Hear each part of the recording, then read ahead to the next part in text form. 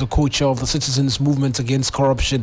Let's get details from him as to what more we know from this. Mr. Senanu, many thanks for speaking to us. So, from ongoing investigations and details that we're beginning to pick up as well, it appears that a lot more money, we're learning, was found as investigations continue.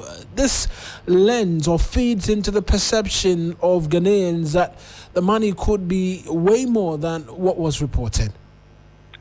Oh, yes. If your report is from the OSP and they are indicating that they were counting for 5 hours, then clearly, as we all were quick to point out, you had to have much more money there for anybody to expect to steal $1 million and get away with it.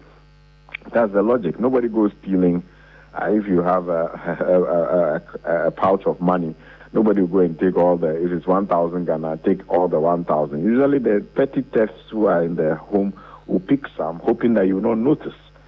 So I'm not too surprised that they have found much more money. That was part of the logic, that they must have taken part of a huge sum.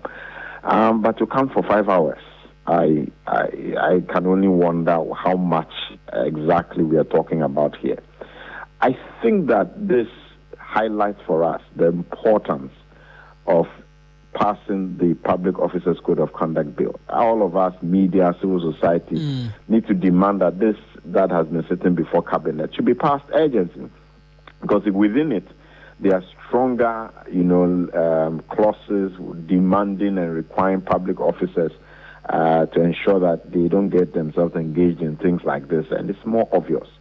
The lifestyle audit is an important thing, but I think the preventive actions that are sought by the Public Officers Code of Conduct, we need to demand that that is put in place now.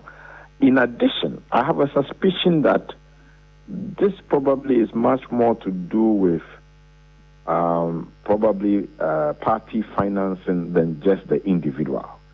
In my mind, I think, look, we better resolve the political party financing thing also in terms of legislation, because it is likely, and they themselves have said it, that usually for emergencies, exigencies, they have people who have money that is supposed to be deployed at an instant. And the kind of monies we are talking about, I would strongly suspect that maybe we are going beyond the individual to a bigger issue.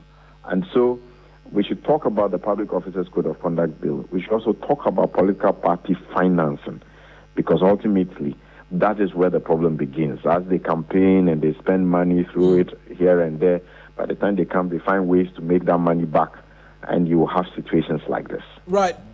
There's the debate or the other leg of how much this has to do with asset declaration, because from checks, it appears the former minister, declared her assets thoroughly in the past. Now that is appearing to be defective in being able to check some of these things. And if there's anything to go by, I know that the Tema West MP, for instance, in subsequent commentary in relation to this, has sought to allude that this is a practice that is very well adopted by all of our top politicians. Yes, it is the reason why, and perhaps I didn't break it down. Two things. One, there's the unexplained wealth clause, where in the Public Officers Code of Conduct, you would have a clause saying that at any time that there is unexplained wealth, one would be subject to questioning, etc., because the idea is that not just the assets, because that can cover a certain number of things, but also is the currency, money that one cannot say or attribute to your regular income.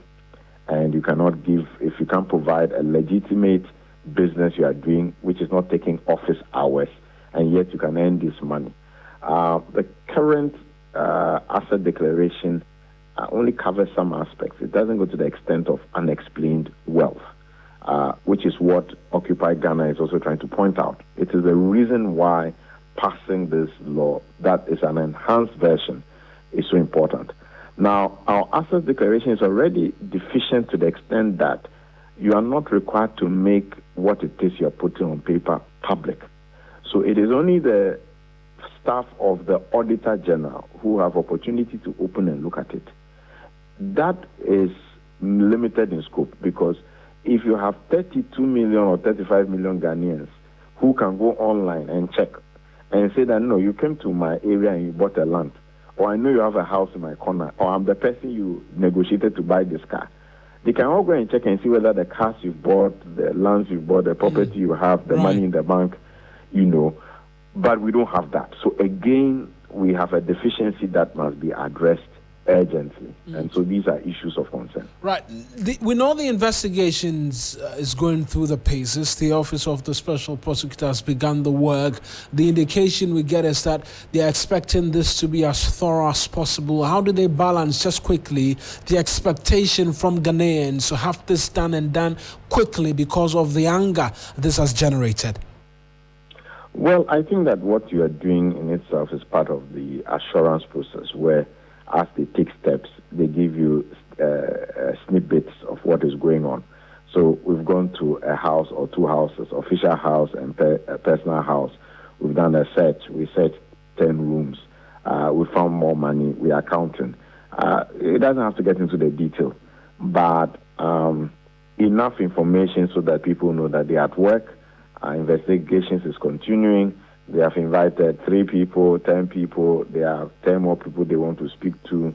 And somewhere along the line, we expect we can finish within 2 months, etc. I think that they should just find ways of ensuring that there is information in the public space, that they are working on it and they haven't gone to sleep. Mr. Senanu, I appreciate that you could speak to us. And thank you for having me. That's Edem Senanu, who is the co-chair of the Citizens Movement Against Corruption, speaking to us on this matter. It's a subject matter that will bring you a lot more on as it continues to roll on. But what